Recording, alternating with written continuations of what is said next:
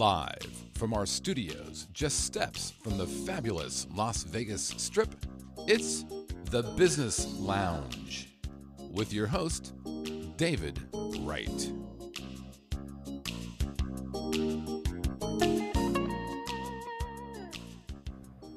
Hi, I'm your host, David Wright, and welcome to The Business Lounge, where we talk to real people about real business and real success.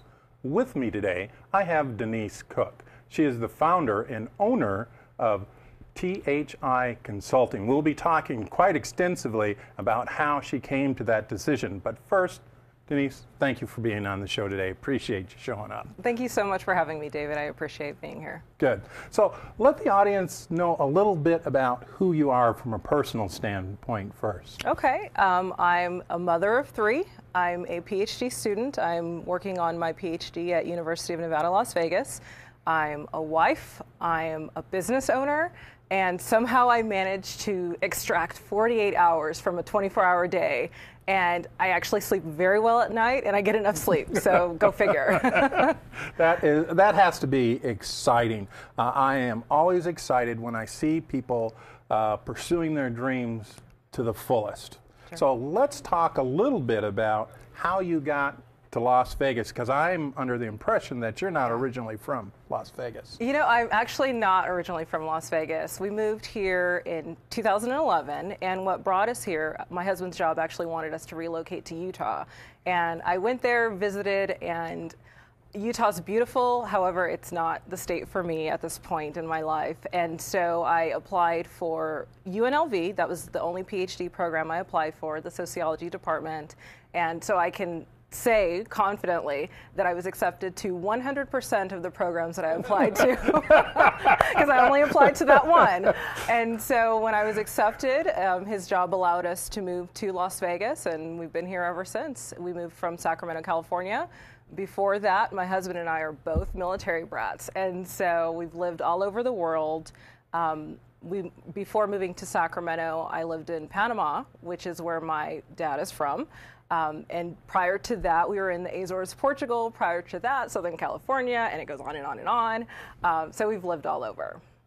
You know, I want to talk about the transition, because I know you've worked for a couple of other firms here or other companies, and help the audience through the mindset that it takes to transition from one of I'm an employee to now I'm an owner, and what that's like. What are some of the components that you thought about around that problem? Sure. So one thing, as somebody who lives life as an employee and lives their career as an employee, you don't really have that autonomy. What you do is based on what the employer is telling you that you must do. And for me, deep down, I've always been an entrepreneur. I mean, I have that spirit, I have that drive, I have that desire and that creativity, and employers in the past have seen it in me, in so much that I actually had one employer who told me, congratulations, we want to welcome you aboard. On your first day, you are going to create your own onboarding, and then you're going to deliver that onboarding to everyone else in the company.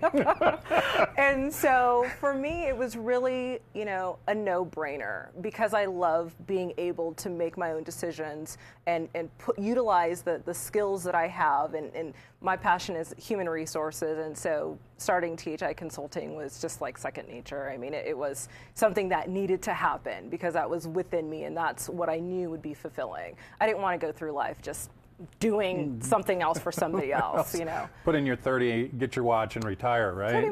Pretty much. Yeah, I didn't see that happening for myself. So, THI Consulting. Mm-hmm. Put that in perspective. If I was going to be a client of yours, sure, what would you talk about with me? What would be the intake process or the screening process that you'd have for clients out there? Sure, that's fair. So we have two components to THI Consulting. One is the individual side of the business, and one are for businesses, small businesses, medium-sized businesses, as well as large businesses. So if you were an individual client, you would generally come to us if you need assistance with career services, life coaching services, or sales coaching services. And for the individual, we sit down and figure out what your needs are primarily, right? If you're looking for career coaching services, we would make the determination, where are you in your career? What are your aspirations? What skills gap do you have, if you have any? What education do you need if you don't have the education that you need in your career? And we would sit down and really get out that bit of information from you. We would also look at how you interview. If you interview well, we look at your resume. Is it up to par?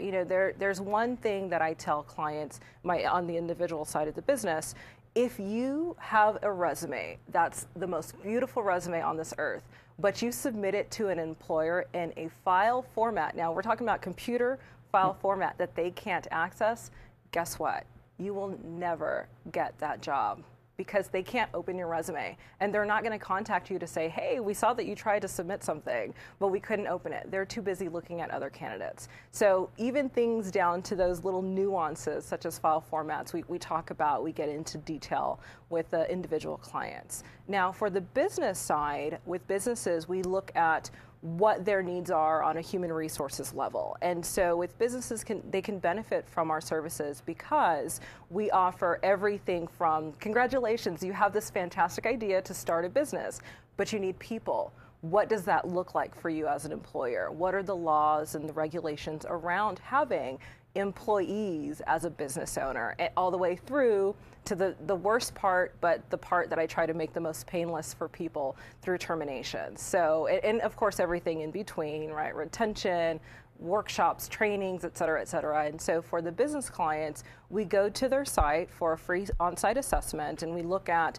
what their needs are, what are some gaps that need to be filled within the organization to A, put them in compliance, and B, make them the most profitable, utilizing the human resources, the people that work with them.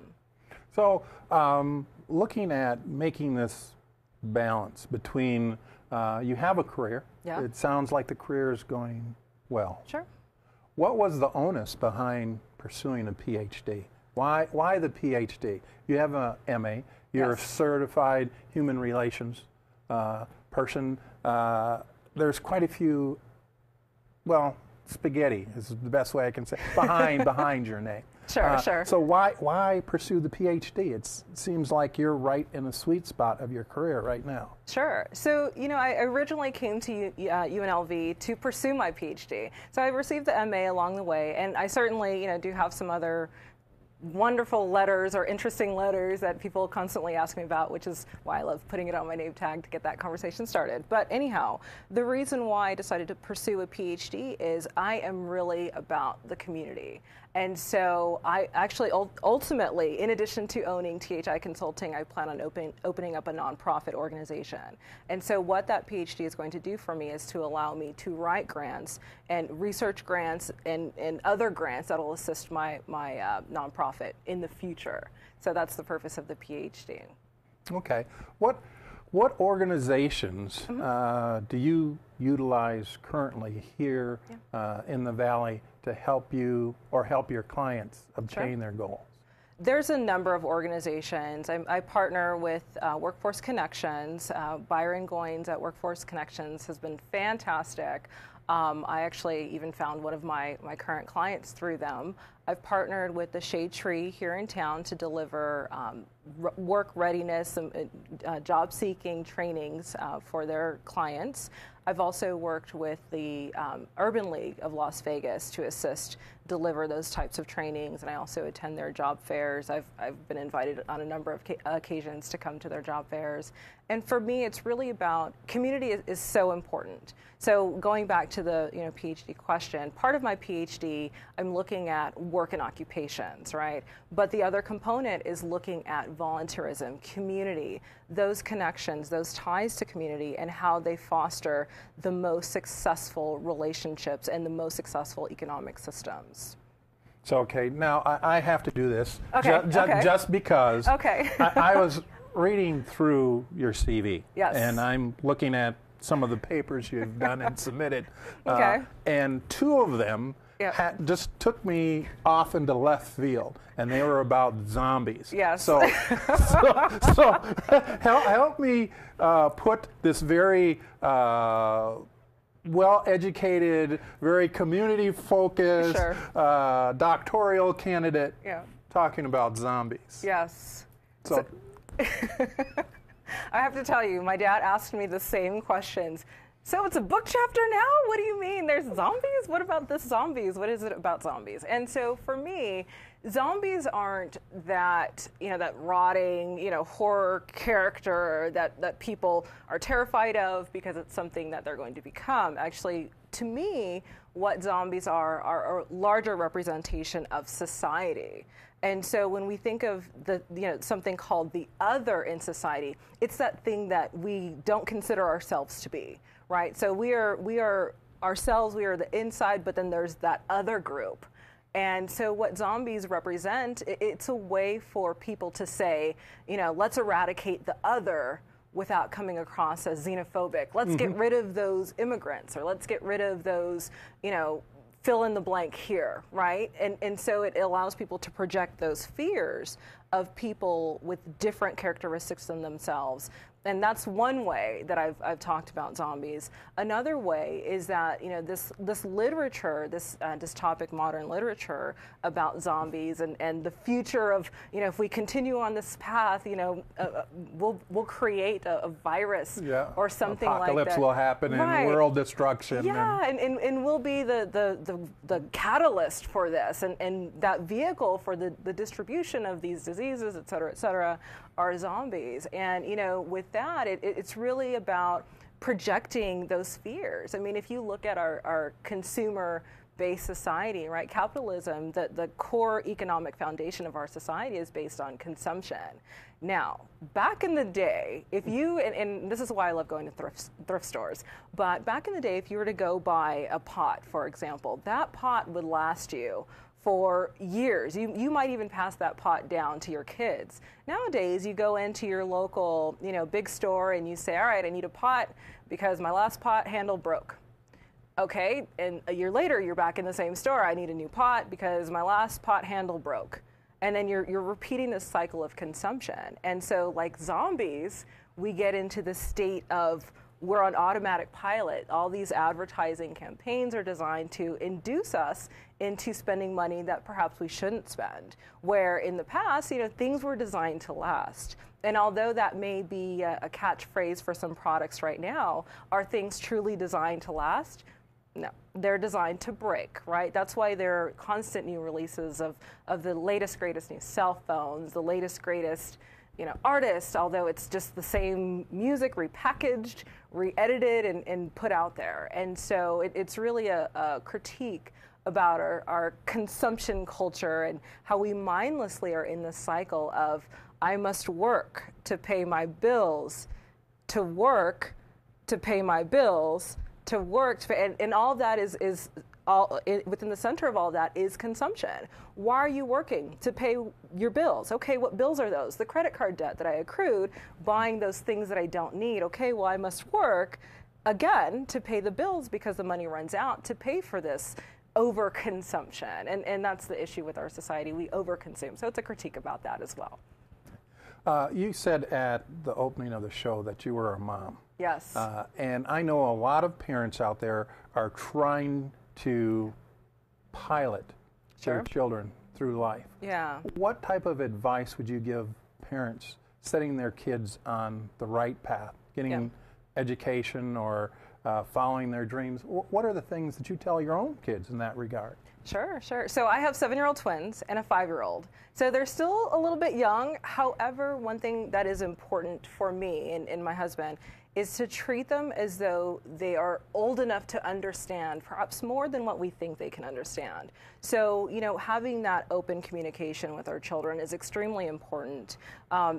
Everyone in my household at this point, household of 5, are all students. So my husband's a full-time student, I'm a full-time student, and all of my kids are full-time students. So we have homework hour. And even for parents who aren't students, it's important to engage with your children and show them that these things that you may not like. So for example, and I hope my daughter doesn't see this, I don't always like carrots. Okay, so carrots are not my least, or are one of my least favorite vegetables, but I will eat them in front of them. And so as a parent, I think it's important, even those things that you don't like, don't tell your children that you don't like it. Let them develop their own taste. Let them develop their own opinions, because kids will emulate what we do. And so when I eat my carrots and I say yummy, my kids eat their carrots and they say yummy, and I'm, go to the restroom and spit it out, perhaps. Not always, but I might, just saying. And so it's really important to set that example, and, understanding that we're not all perfect, right? There are things that, that I may say in front of my kids and I'm just kind of like, oh, I can't believe I just said that. But, explaining to the children, hey, mommy made a mistake. This is what I meant to say, and this is the reality. For example, my daughter asked me, so Mom, you can tell me, my 7-year-old, is Santa really real, or is it you and Dada buying gifts? And I said, you know what? Santa is real in our hearts, right? Because you want to not, she's too young. I think she's too young to lose the fantasy of Santa. But I think it's also important that you be honest with your children, because that way, I'm not saying, oh yeah, Santa's definitely real. He comes down the chimney. Okay, where's this chimney? We don't have one. We don't have one, So having that clear communication with your children, understanding that, whatever ages that they're at, try to address them in terms that they can understand, but be as forthcoming with them as possible is extremely important. If I was to ask you, what is the number one challenge you're faced with as a business owner, what would that challenge be? Oh gosh, the number one challenge. Las Vegas is a unique market for employees. And so I recently, back in September, October, I was hiring another coach to work for me because my business had expanded and I needed additional support. And I tell you what, it's a challenging market to hire in. Especially for niche industries, and that's what I love to do, right? So I help businesses with that as well, but understanding that, Las Vegas is so unique that you need to take a different approach, especially if you have branches in other locations. Know that because we're Nevada, we're next door to California, but we're not the same. It's definitely a different mentality. So I would say that people are a unique challenge. Talent is a challenge. Sure. For not only your business, but other businesses. Yes. What can Nevada do to make that difference so we can get the type of people that want to come here, invest in Las Vegas, so 10, 15, 20 years from now, it's not the Las Vegas we see today? Yes, absolutely. So one thing about Las Vegas is we are number one at a lot of things, but a lot of the wrong things. So for example, we are towards the bottom of the list for education. We have to do better than that. I mean, it starts with education, that's the infrastructure. You have a number of organizations saying that they don't want to come to Las Vegas because there's not an educated staff. There's a huge skills gap out here, and the education system, they're trying, they're utilizing their resources in the best way that they feel that they can utilize the resources. However, I feel like the district is a little bit too big because there's no litmus test. You're comparing yourself against yourself. So what's the challenge there? And I think that, truly investing in education, not just saying it, not just building a fancy new sign in front of a school and saying, hey, we did it, not investing in only sports programs at high schools. I mean, we should be known for our academics. We have, we're in one of the greatest nations in the world. There's no reason why any one of our states should have a poor education system. And I think that Las Vegas, with our large population, should get more money for education. And of course, I'm not just saying that as a mother, as somebody who's in academia, who's enrolled in school as well, but it's truly, the story that we hear over and over again, we need more people. Okay, let's look to California, let's look to Arizona, let's look to Colorado, let's look to Utah. Okay, but how about we look here? Well, the people aren't qualified. And unfortunately, if we don't provide that academic rigor, we're not going to get the level of workforce that a lot of these tech companies and emerging industries are looking for.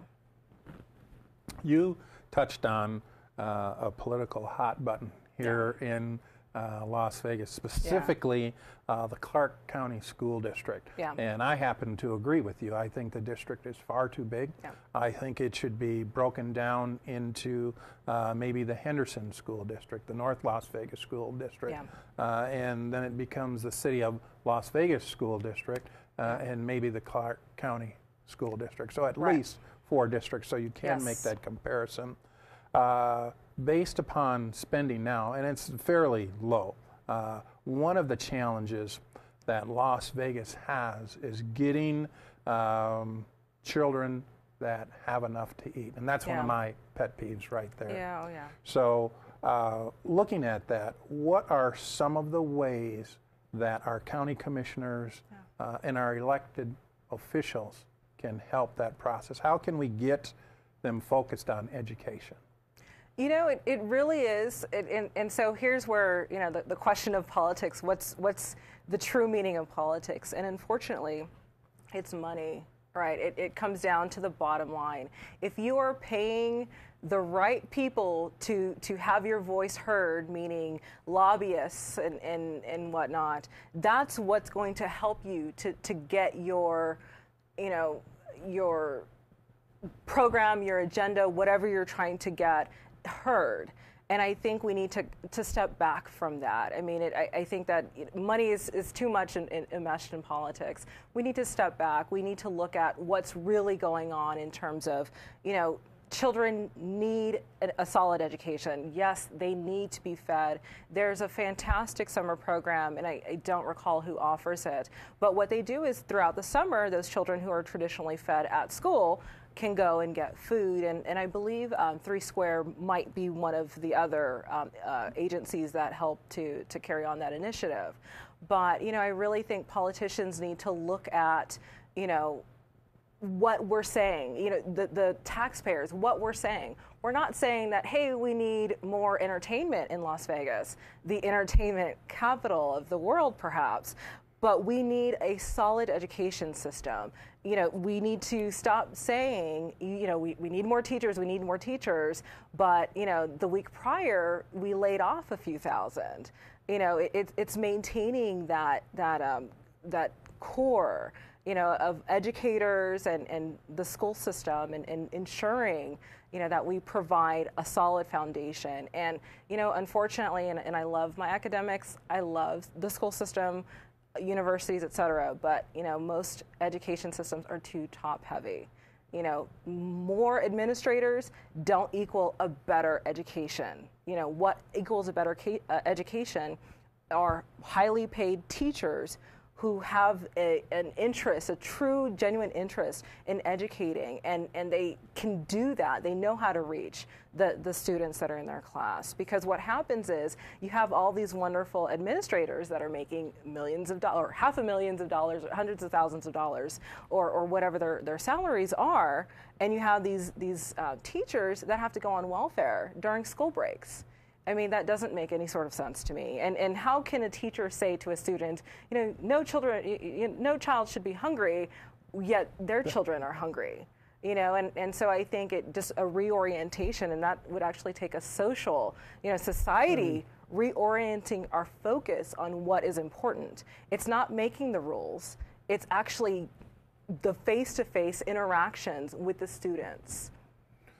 Outstanding. I was just sitting here thinking, and I'm thinking, you know, I think there's a political position for you in your future. And if you ever decide to run for office, I would certainly stand behind you, because I think it's people like you that have the passion for the change that will truly make a difference. I know we had touched on a couple of different things, and we've kind of gotten off of track. That's my fault, not yours, but it's been a very interesting conversation. So people need to contact you. Yeah. Where can they find out more about THI Consulting and what you do? Okay. So for more information about THI Consulting, you can visit www.thehonestinfo.com. You can contact us at toll-free 888-411-1111. 1116, a lot of ones I know, extension 101. I would love to talk to you. We offer individuals free 10-minute consultations, and businesses we offer free on-site assessments to determine their needs. Denise, thank you for being on the show. I will extend the same invitation to you, and I don't often do that, is to come back another time, and maybe we could even think about having a panel discussion about a number of subjects here in the Las Vegas area to generate a little more interest and support.